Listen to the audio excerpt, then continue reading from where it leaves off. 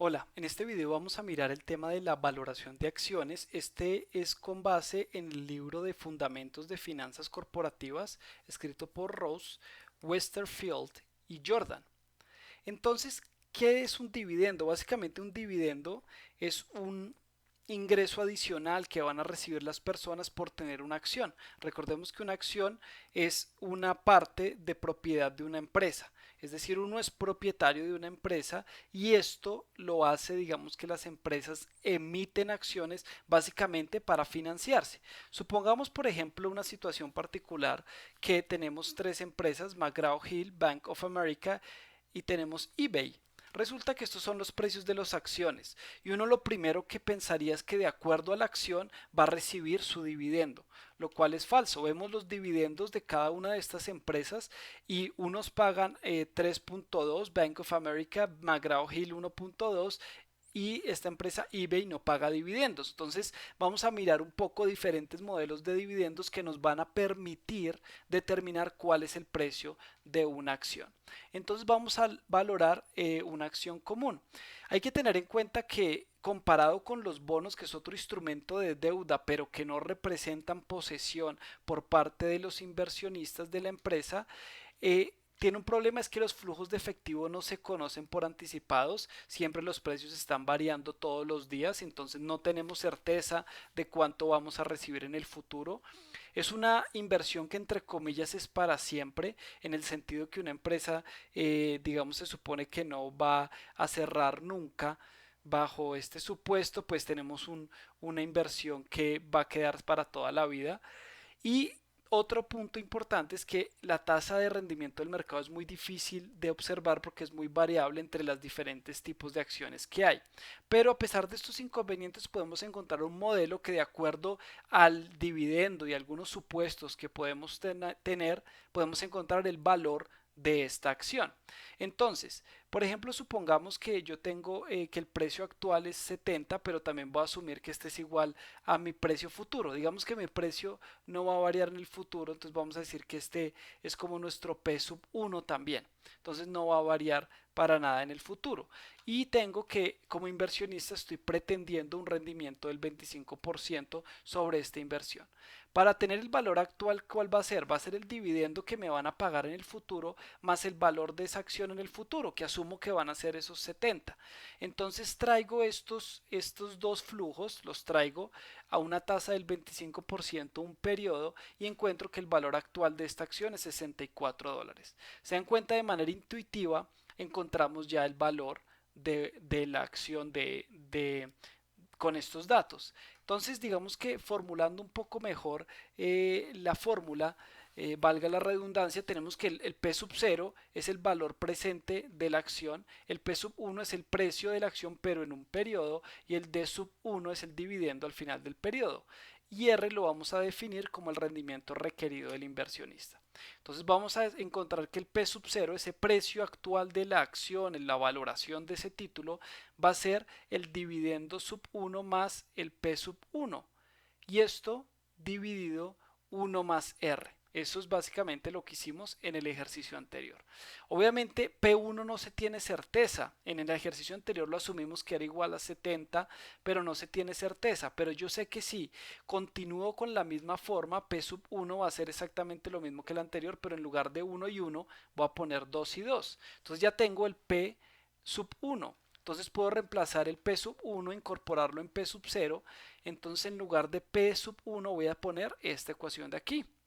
Si yo despejo, voy a tener D sub 1 dividido esto, voy a tener D sub 2 dividido esto, por ley de la oreja multiplicado esto me queda 1 más R al cuadrado, más P2, 1 más R multiplicado por 1 más R me da 1 más R al cuadrado.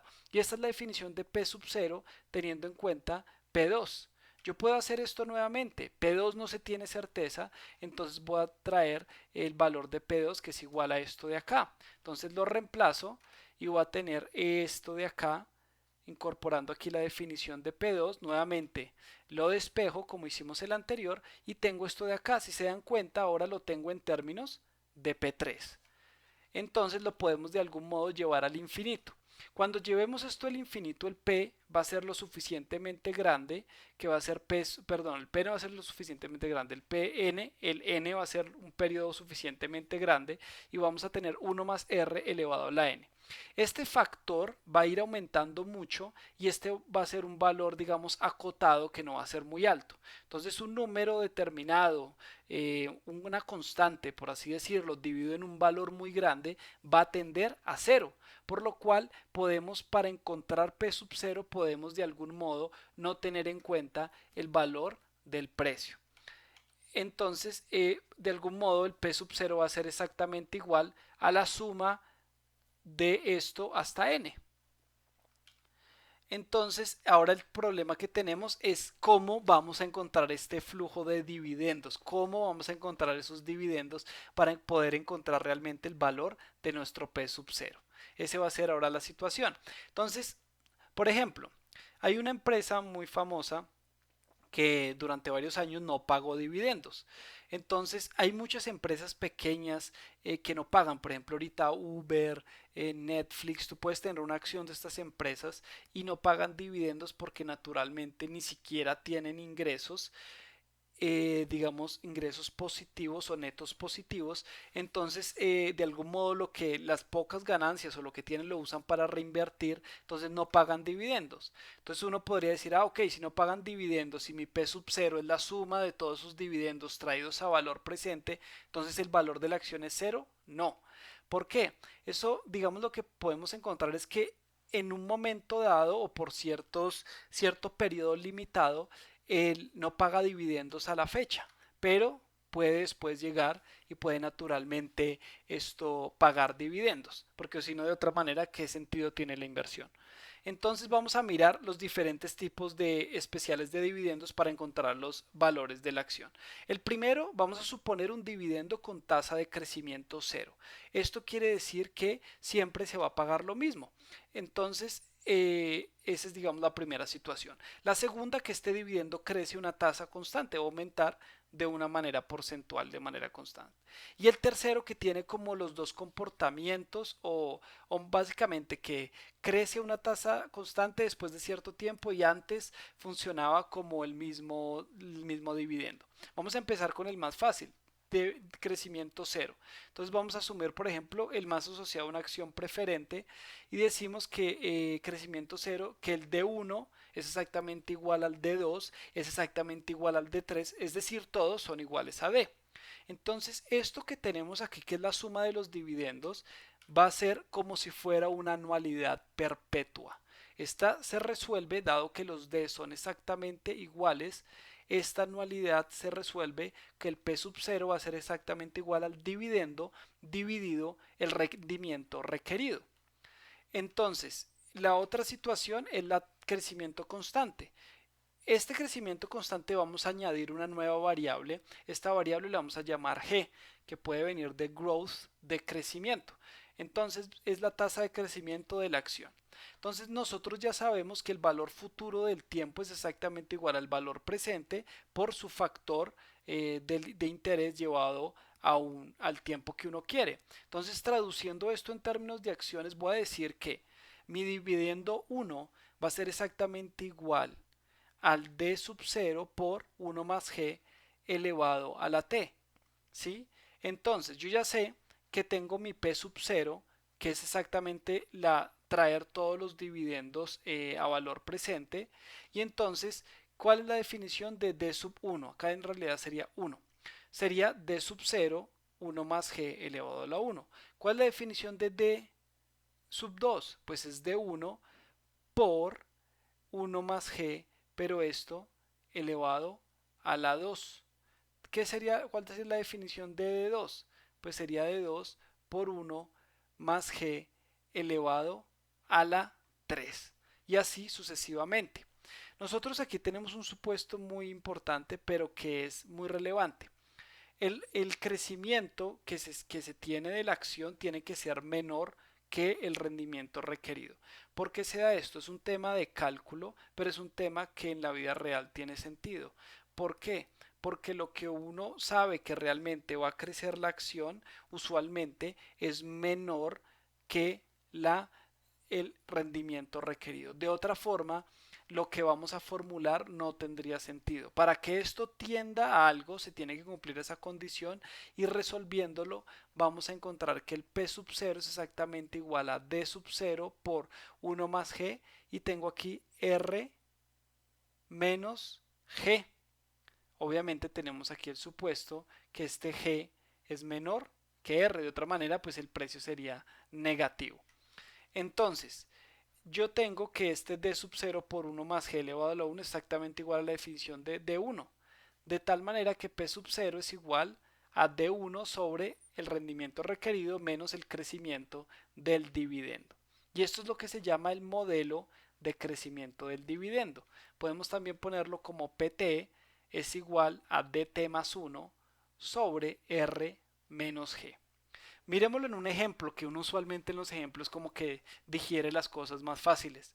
Entonces, suponga que está interesado en conocer el precio de la acción en 5 años, es decir, estamos necesitando encontrar P5. Primero se necesita el dividendo en el tiempo de 5.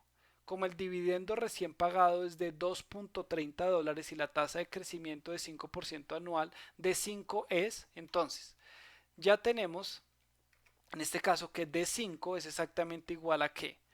D sub 0 por 1 más G elevado a la 5.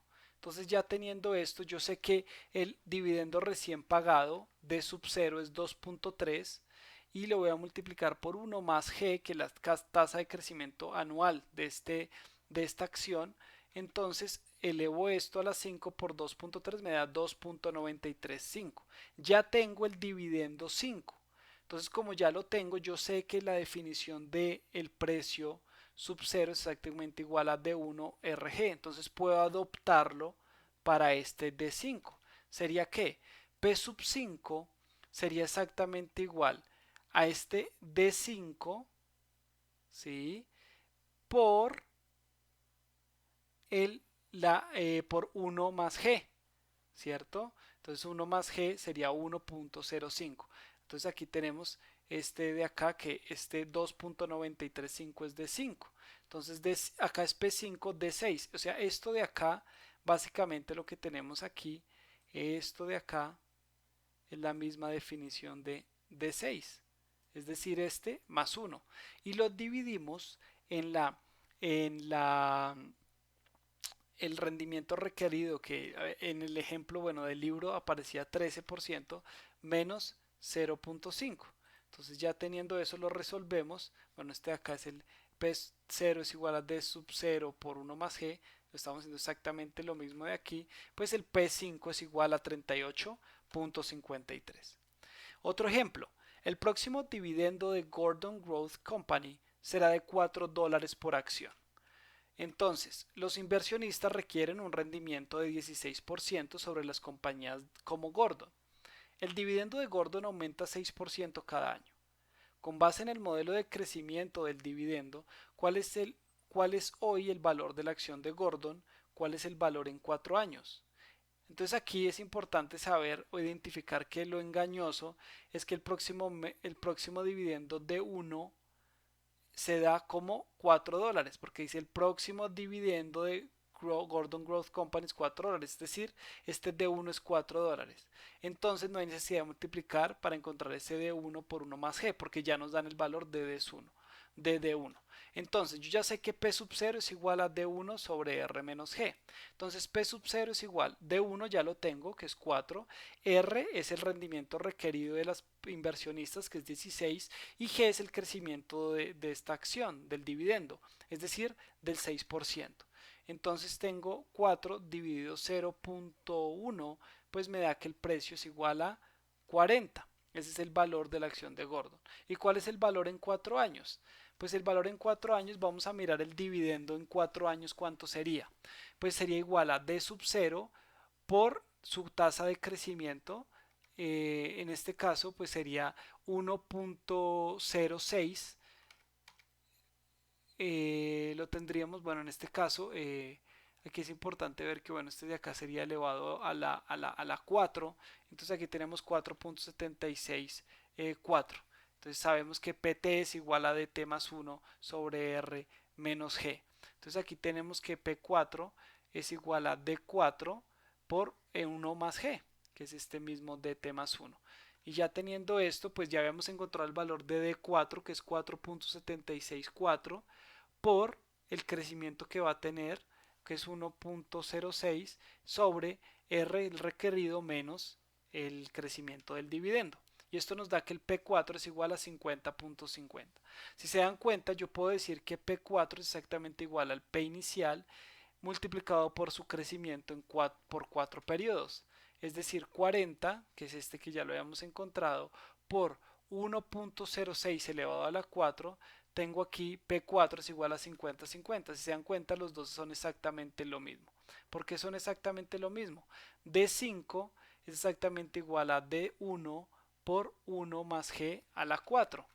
Y tengo también que P4 es igual a D5 sobre R menos G. Y entonces reemplazando D5, D5 es igual a esto, D1 por 1 más G elevado a la 4, quitando este 1G a un lado, pues me queda D1 sobre R menos G. Y esta definición de aquí es la definición de P sub 0. Entonces P sub 0 por 1 más G a la 4 sobre R menos G. Entonces este sería pues el valor como tal de R menos G. Entonces en este caso el precio de la opción aumentará a la misma pues tasa como tal del rendimiento. Entonces ahora miramos una situación de un ejemplo de crecimiento no constante. Entonces dice, para un ejemplo sencillo de un crecimiento no constante, considere el caso de una compañía que en la actualidad no paga dividendos. Usted pronostica que en 5 años la compañía pagará por primera vez un dividendo, que será de $0.50 por acción. Entonces, usted espera que después de este dividendo crezca una tasa del 10% anual indefinidamente. El rendimiento requerido para una compañía como esta es del 20%. ¿Cuál es el precio de la acción hoy? Entonces empecemos a desglosar qué información tenemos. Resulta que el D5 es exactamente igual a $0.5, que es esto de acá. Este es el dividendo que se va a pagar. ¿Qué otro dato tenemos? Dice que G va a ser un 10%, es decir, 0.1, y la tasa requerida es del 20. Entonces yo tengo que PT es igual a DT más 1 sobre R menos G. Entonces P4 es igual a D5 sobre R menos G. D5 que es igual a 0.5, R 0.2, G 0.1. Es decir, el P4 va a ser igual a 5. No hemos encontrado aún el P sub 0. Hemos encontrado sobre el precio en el cuarto año. Yo sé que el P sub 0 es exactamente igual a P4 sobre 1 más R a la 4. ¿Por qué? Porque no tiene dividendo en estos primeros años. Entonces solo voy a traer el valor del P4, lo voy a traer al valor presente a la tasa requerida que es el 10%, el 20%. Entonces a esto me daría que el P sub 0 es igual a 2.41. Miremos otro ejemplo de crecimiento no constante. Tenemos una tabla de diferentes años donde el dividendo esperado es 1, 2 y 2.50.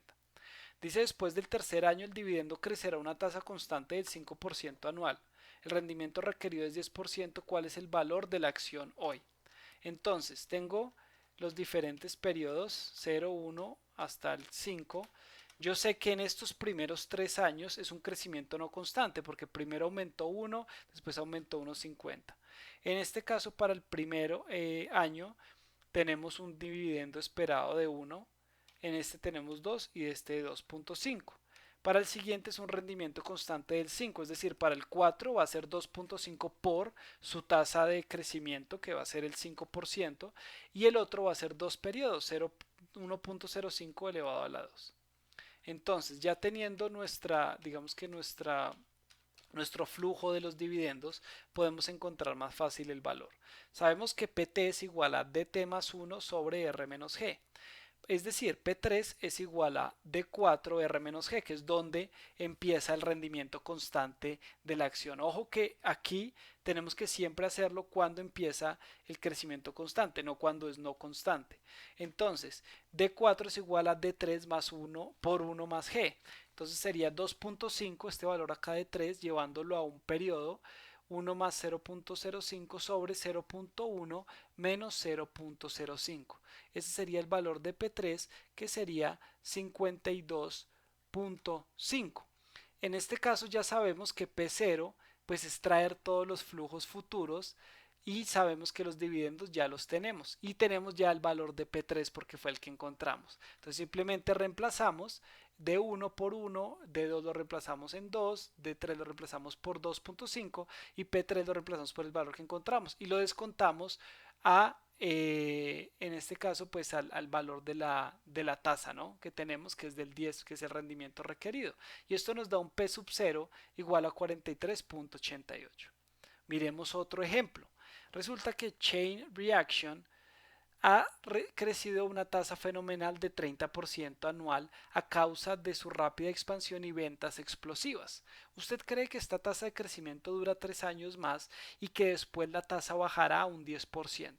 Si luego la tasa de crecimiento permanece a 10% de manera indefinida, ¿cuál es el valor de la acción? Los dividendos totales recién pagados fueron 5 millones de dólares y el rendimiento requerido es del 20. Entonces aquí este 1.3 va a ser la tasa fenomenal a la cual va a crecer durante los 3 primeros años. Va a ser esto todo está en millones, 5 millones por 1.3 van a ser 6.5 millones. Esto nuevamente lo llevo 1.3, tengo el valor del segundo año y esto el valor del tercer año.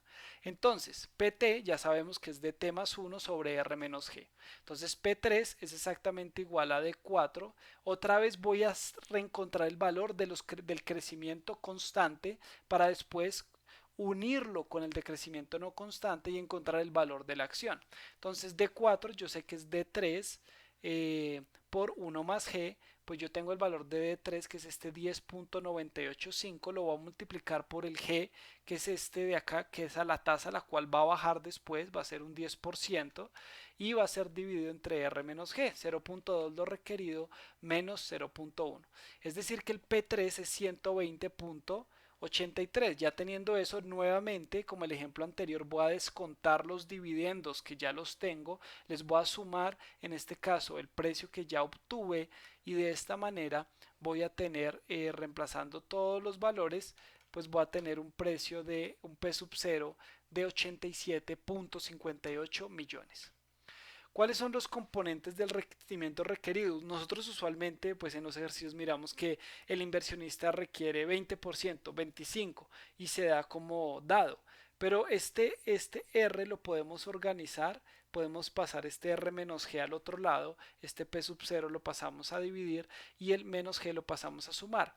Entonces el R está compuesto de dos cosas, de dos componentes. Este primero, que es el D1 sobre P sub 0, es el rendimiento del dividendo, que tanto porcentaje del precio estamos recibiendo como dividendo. Y el G lo vamos a asumir como ese rendimiento de la ganancia del capital, porque recuerden que finalmente un dividendo puede ir creciendo para el crecimiento, digamos, constante, de acuerdo a lo que espera que las utilidades crezcan en una compañía. Entonces, finalmente, el rendimiento requerido se da por el componente del rendimiento del dividendo y el rendimiento de la ganancia del capital. Así, R es igual al rendimiento del dividendo más rendimiento de ganancia de capital. Entonces, un ejemplo. Entonces tenemos que se observa que se vende una acción a 20 dólares y en el siguiente dividendo será $1 por acción. ¿Usted piensa que el dividendo crecerá 10% anual más o menos indefinidamente? ¿Qué rendimiento le ofrece la acción si lo anterior es correcto?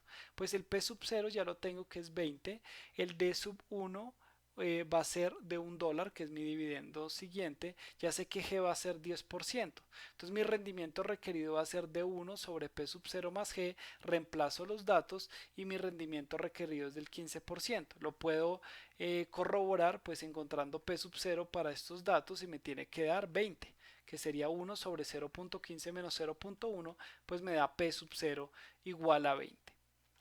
Entonces, en este caso, bueno, pues ya teníamos esta situación, bueno, el ejemplo que habíamos mostrado. Entonces, ¿cuáles son los resúmenes de las fórmulas? El caso general, traer todos los dividendos, ¿sí? Al inicial.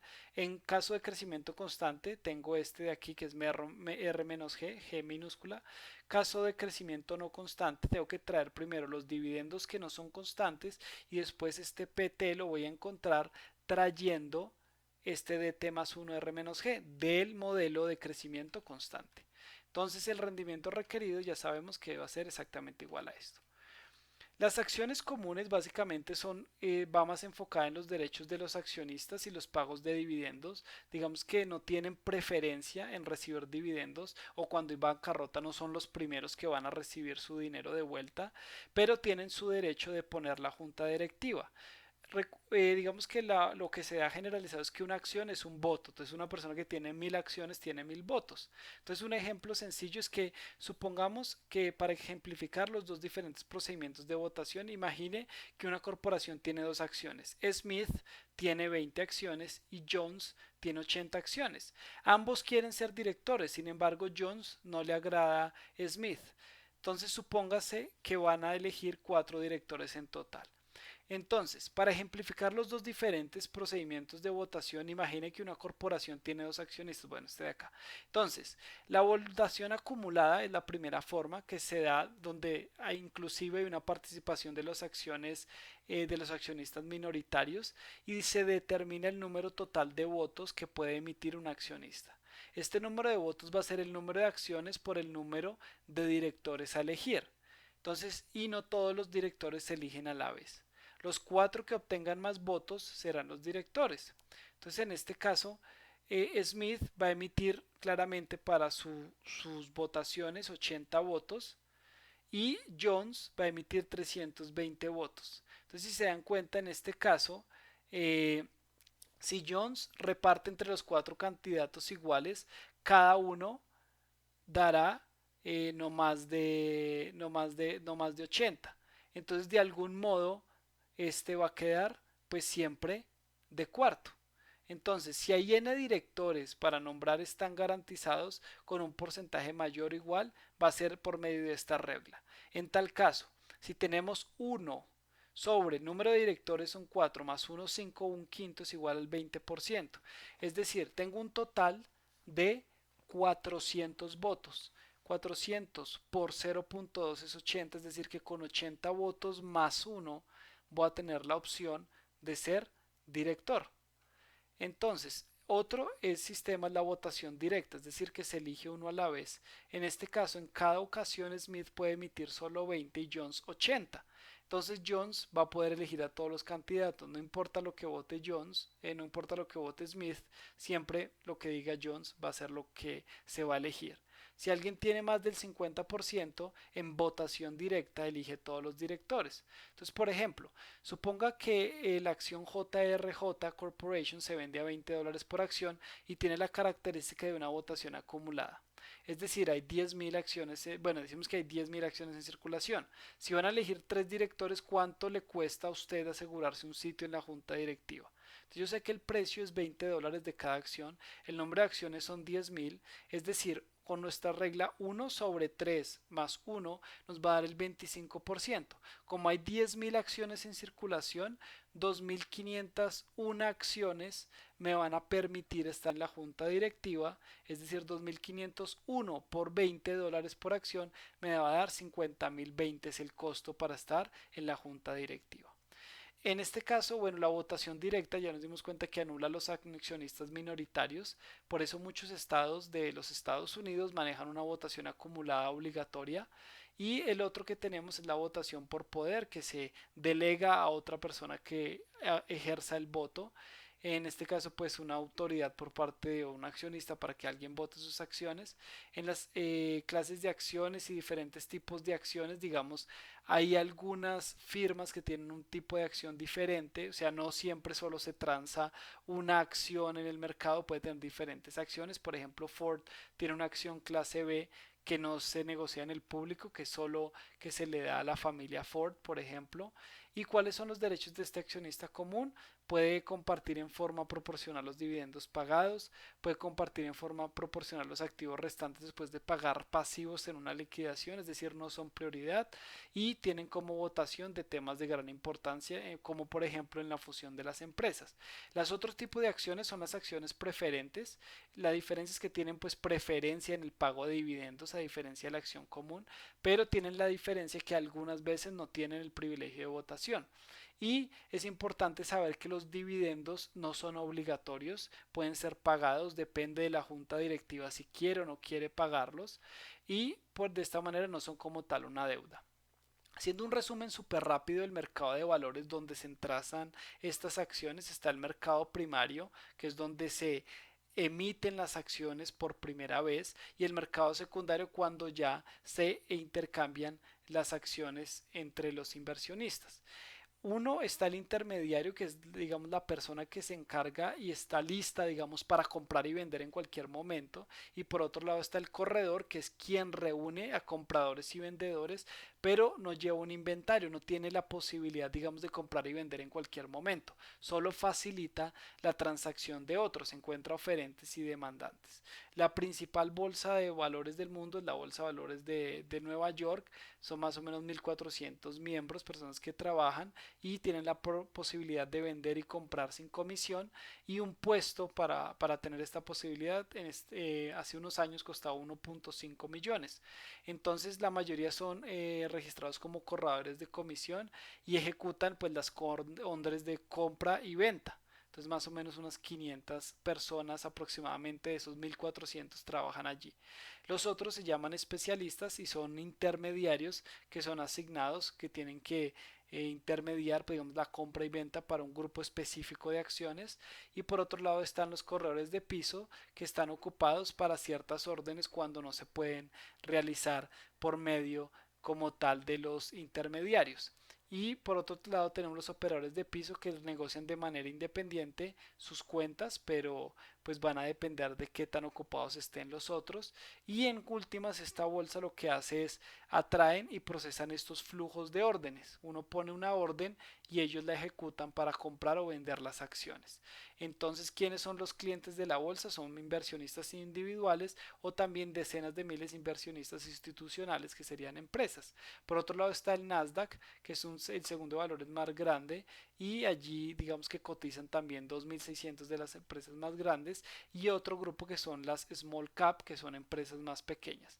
Esto es digamos como uno ve por ejemplo en una acción que tienen estos datos. Entonces por ejemplo aquí este es el porcentaje que ha cambiado hasta la fecha desde el primer día. En este caso esta acción de Harley Davidson ha aumentado 15.6%. En las últimas 52 semanas tenemos, en este caso es decir 52 semanas sería eh, pues si son cuatro semanas por 12, 48, sería como un año y una semana más o menos.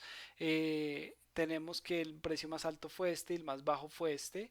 Esta es la acción, este es el acrónimo o el nombre que lleva.